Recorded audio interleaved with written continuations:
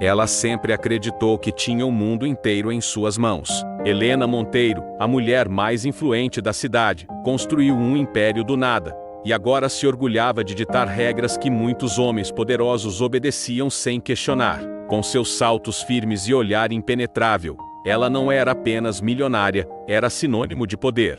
Acostumada a ver pessoas se curvarem diante de suas decisões, a obedecerem ao simples levantar de sua sobrancelha, Helena vivia envolta por um ar de autoridade inquebrável.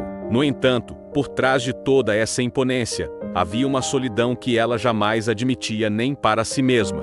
O dinheiro lhe dera poder, mas não companhia verdadeira. Naquela mansão que se erguia sobre colunas brancas e janelas imensas, tudo parecia perfeito. Salões decorados com obras de arte, jantares luxuosos, festas que reuniam o que havia de mais influente. Mas, no silêncio da noite, entre taças de cristal e vestidos caros, Helena sentia o vazio se estender como um eco dentro do peito. Ainda assim, continuava a viver como se fosse intocável, como se nada pudesse quebrar a muralha que construíra em torno de si. Até o dia em que o jardineiro chegou. Elias era apenas mais um funcionário contratado para cuidar do vasto jardim da propriedade. Homem de 40 e poucos anos, rosto marcado pelo sol, mãos calejadas pelo trabalho árduo, passos firmes e discretos. Diferente de todos os outros empregados, não buscava bajulação, não fingia reverência excessiva, apenas fazia seu trabalho com paciência e devoção. Talvez por isso tenha chamado a atenção de Helena logo no primeiro dia,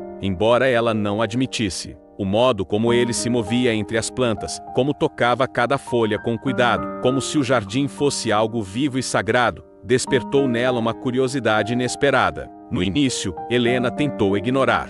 Afinal, um jardineiro era apenas mais um funcionário, um detalhe dentro da engrenagem da sua rotina. Mas havia algo no silêncio dele que a intrigava. Enquanto todos se esforçavam para arrancar um sorriso dela, Elias parecia indiferente. Não a tratava com adulação, não buscava seus olhos, não parecia intimidado por sua presença. Isso, em vez de irritá-la, começou a mexer com ela. Afinal, como ousava aquele homem não se dobrar à sua autoridade invisível? Certa tarde, Helena desceu ao jardim para inspecionar as novas plantas que haviam sido trazidas. Encontrou Elias debruçado sobre um canteiro, removendo ervas daninhas com calma. Aproximou-se com seu ar altivo e perguntou: quanto tempo vai levar para esse espaço ficar apresentável? Elias ergueu os olhos, e em vez da resposta rápida que ela esperava, ele disse simplesmente: o tempo que a natureza pedir.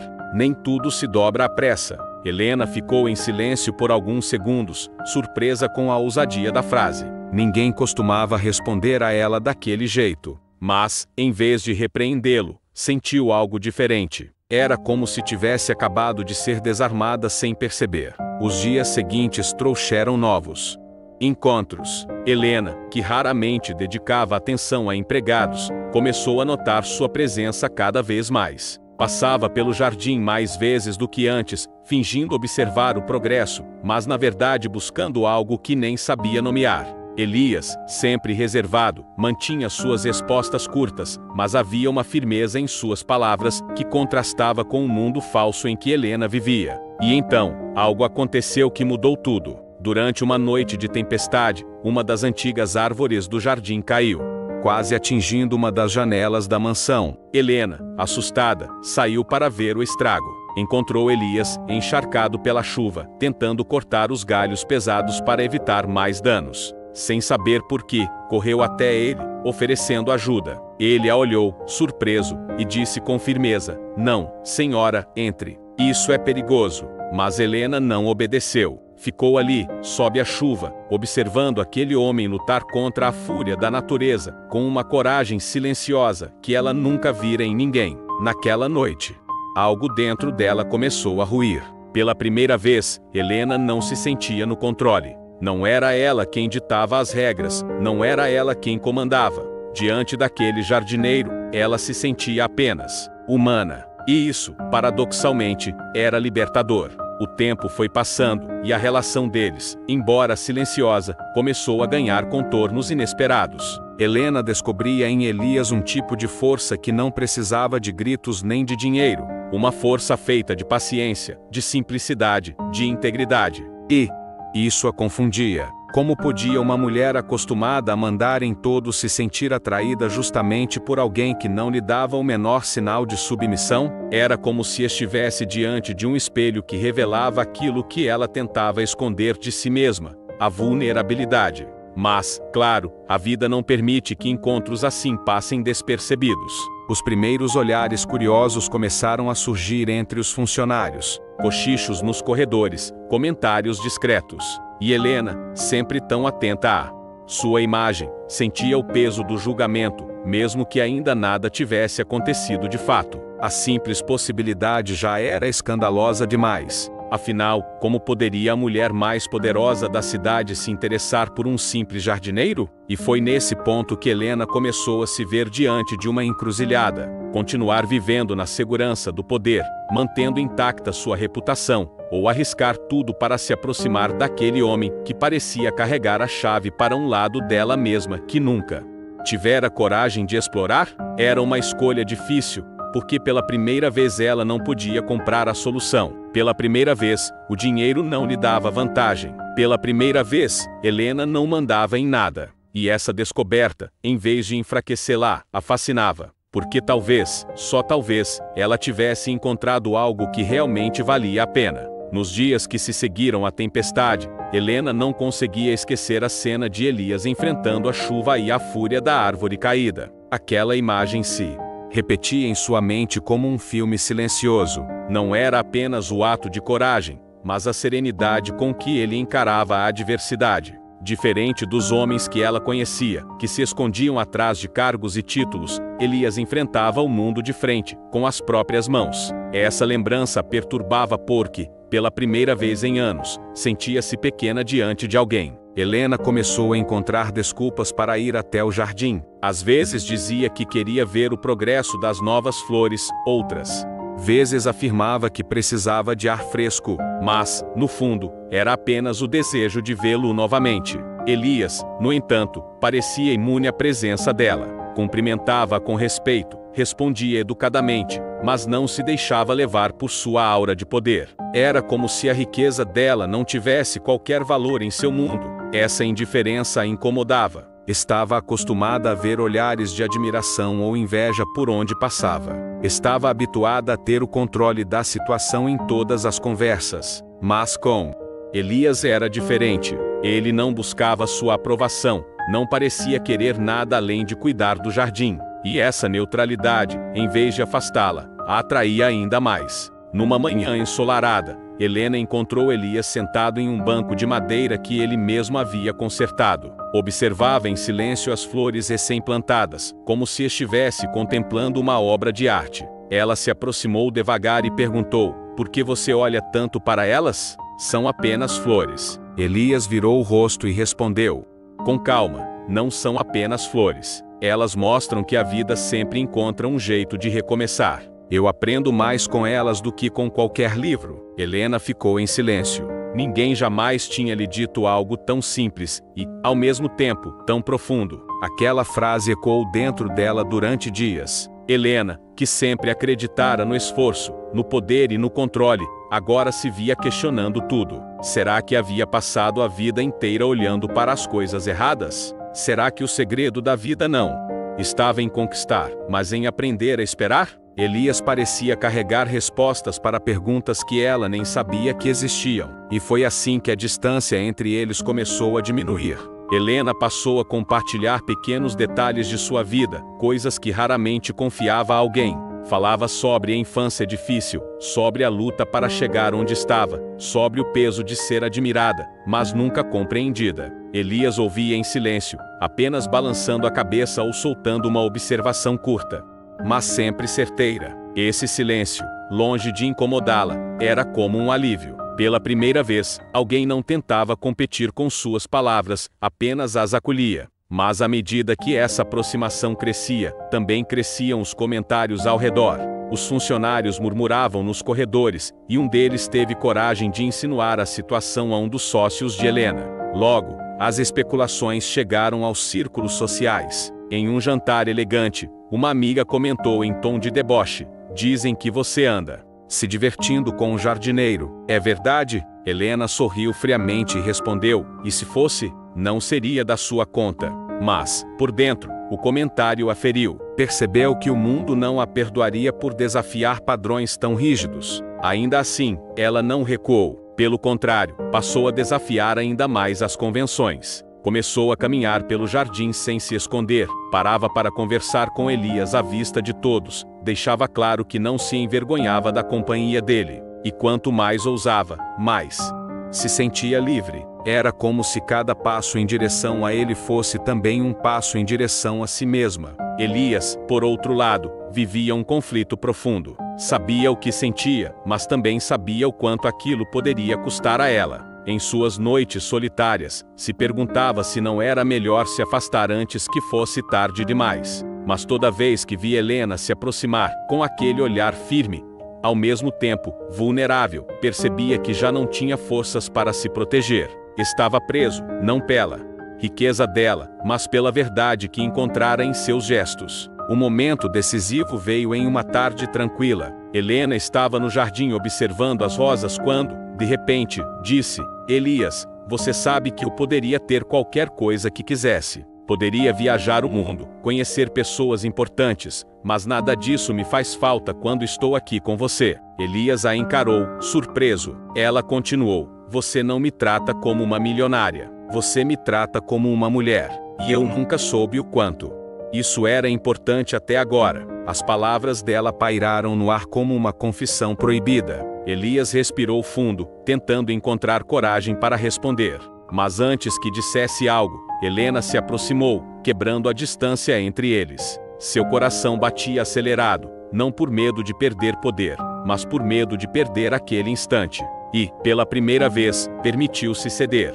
Aproximou-se ainda mais, tão perto que podia sentir o calor dele, e sussurrou: "Você acha que consegue viver nesse mundo comigo?" Elias fechou os olhos por um momento e disse: "Se for com você, eu tento." O beijo que se seguiu não foi planejado. Foi natural, inevitável, como a chuva que cai depois de dias de céu carregado. Um beijo que trazia alívio e, ao mesmo tempo, um peso de consequências. Porque, a partir daquele momento, nada seria como antes. Nos dias seguintes, Helena sentiu a intensidade aumentar. Cada encontro era mais arriscado, cada olhar mais profundo. Sabia que estava entrando em território perigoso, mas não conseguia parar. Pela primeira vez em sua vida, não era ela quem ditava as regras. O coração tinha tomado o lugar do poder, e essa perda de controle era assustadora e maravilhosa ao mesmo tempo.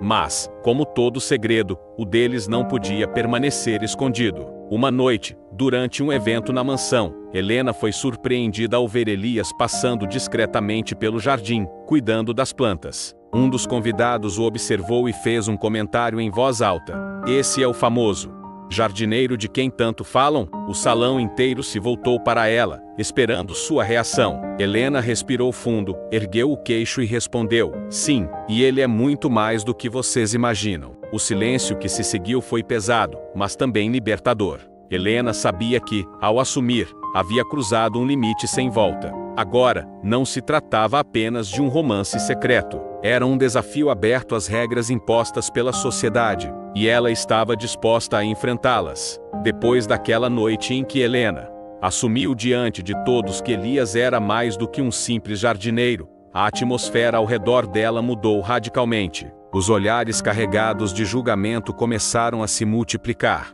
As mensagens veladas, os sussurros nos corredores das empresas, os convites sociais que antes eram abundantes, começaram a diminuir. Aos poucos, Helena percebeu que estava sendo colocada de lado pelo mesmo círculo que a aplaudia de pé nas festas de gala. Mas, curiosamente, isso não a abalava tanto quanto imaginava. Pela primeira vez, sentia-se verdadeira, sem máscaras, sem precisar se moldar a padrões que nunca representaram quem ela era. Ainda assim, havia uma inquietação silenciosa.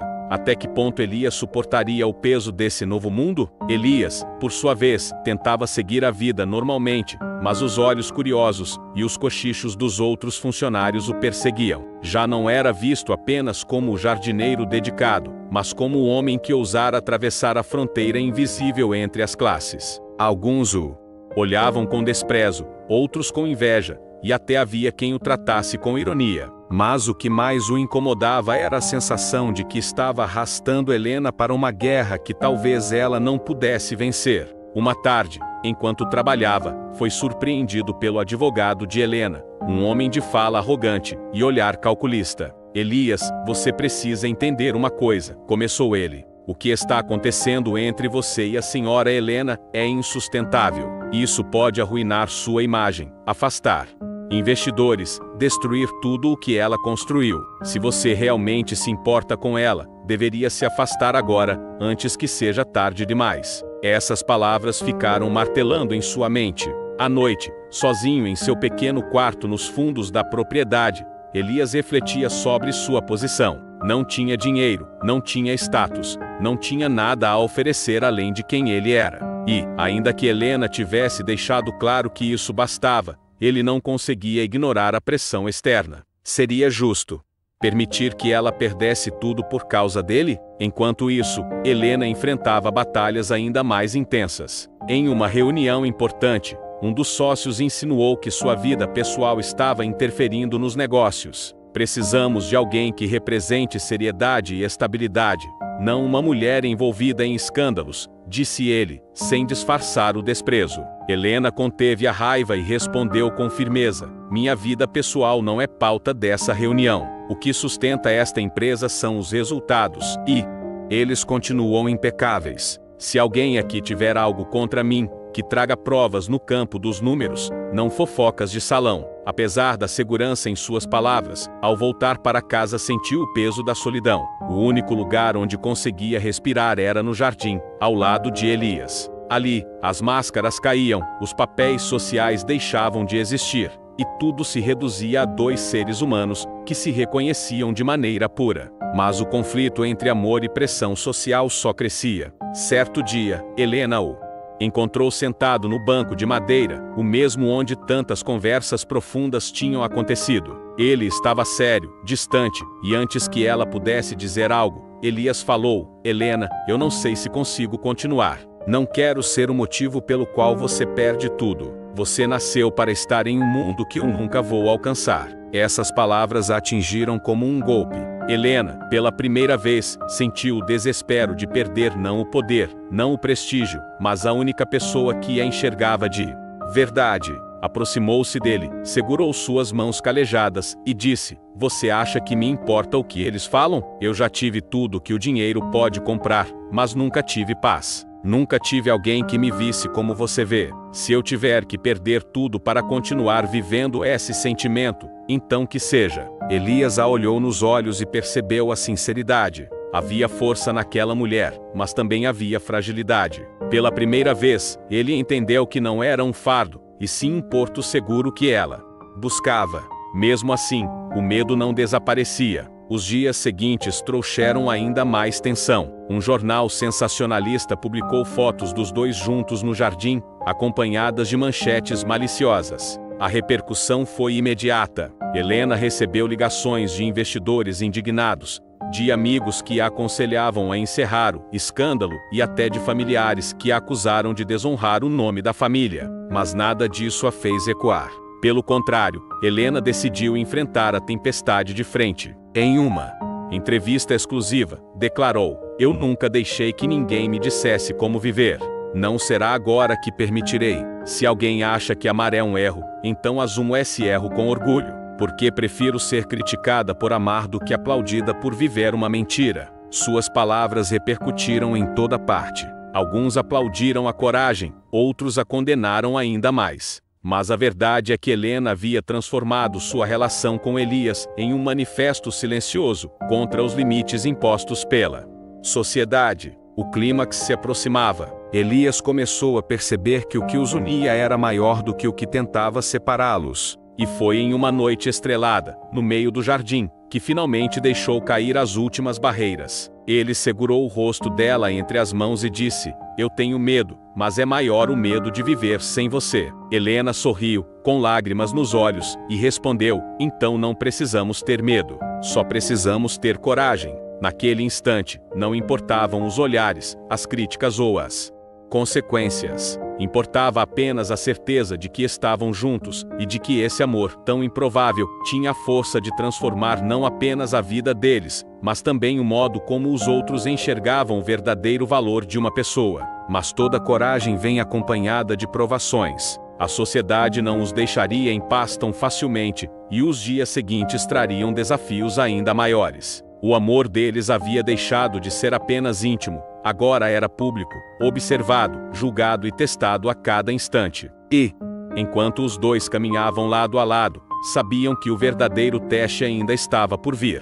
As semanas que se seguiram foram as mais intensas da vida de Helena e Elias. O jardim, antes refúgio de silêncio e flores, agora era também o palco onde repórteres tentavam capturar imagens, onde curiosos espiavam por entre os portões, e onde a pressão parecia sufocar qualquer respiro de paz. Mas, paradoxalmente, foi nesse mesmo jardim que Helena e Elias encontraram forças para seguir. Helena não recuava.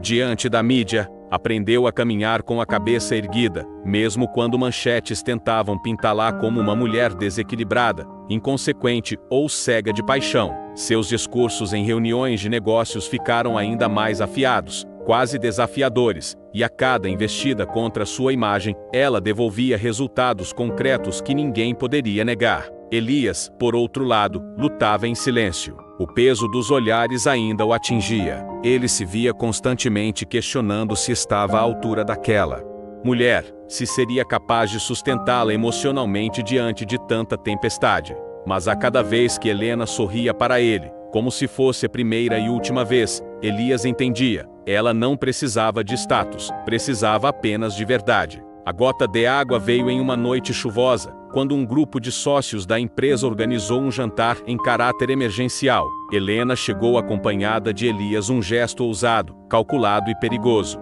As expressões ao redor da mesa foram imediatas: choque, reprovação, até nojo. Um dos mais velhos não resistiu e disparou: "Helena, isso já passou dos limites. Você mancha o legado da sua família, coloca nossa empresa em risco, e ainda tem a ousadia de trazer esse jardineiro para um jantar de negócios?" Um silêncio cortante se instalou. Elias sentiu o sangue ferver, mas permaneceu em silêncio. Helena, porém, não deixou passar. Com calma afiada como lâmina, respondeu: "Esse jardineiro, como você o chama, tem mais coragem e integridade do que muitos aqui. Enquanto vocês vivem de aparências, ele vive de verdade. E se essa empresa não for capaz de aceitar quem eu sou, então talvez não seja digna de mim." A mesa inteira se contorceu em desconforto. Alguns tentaram disfarçar, outros se irritaram ainda mais. Mas a mensagem estava dada. Helena não negociaria quem ela era, muito menos quem ela amava.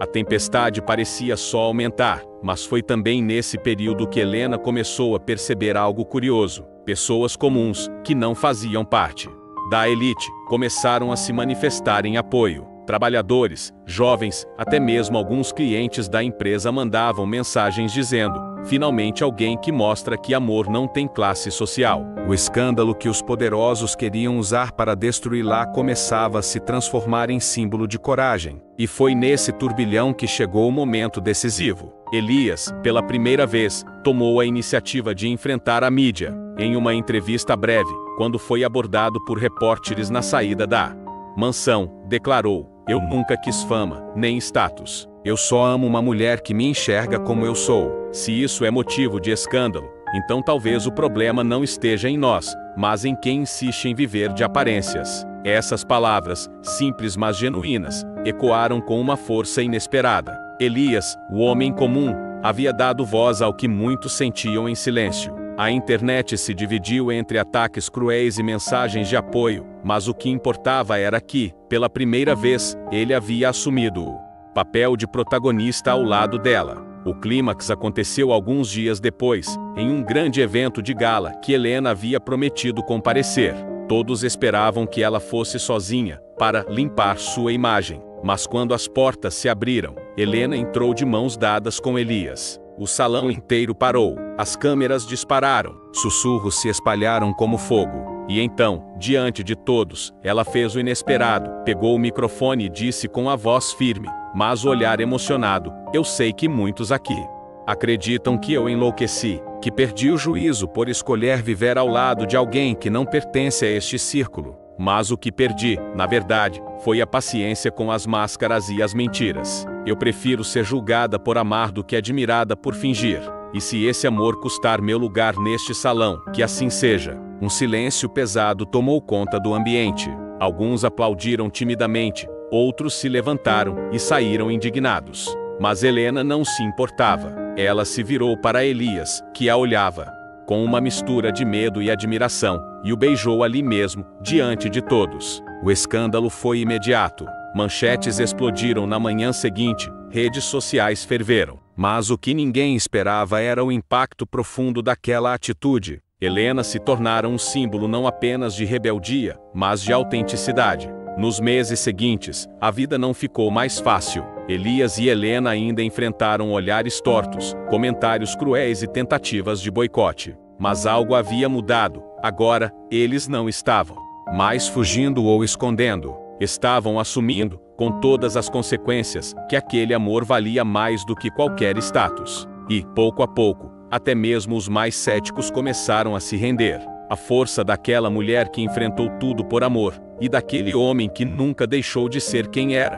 tornou-se inspiração. No jardim, em uma tarde ensolarada, Helena disse a ele: sabe, Elias, eu achava que podia mandar em tudo. Empresas, pessoas, destinos. Mas a vida me mostrou que não. A única coisa que eu realmente precisava era aprender a me render. E me rendi a você. Ele sorriu, simples como sempre, e respondeu: não se rendeu a mim, se rendeu ao amor. E foi assim que a milionária que acreditava controlar o mundo descobriu, no silêncio de um jardineiro, o verdadeiro sentido de viver. Porque no fim, não importa a fortuna, o título ou as expectativas da sociedade.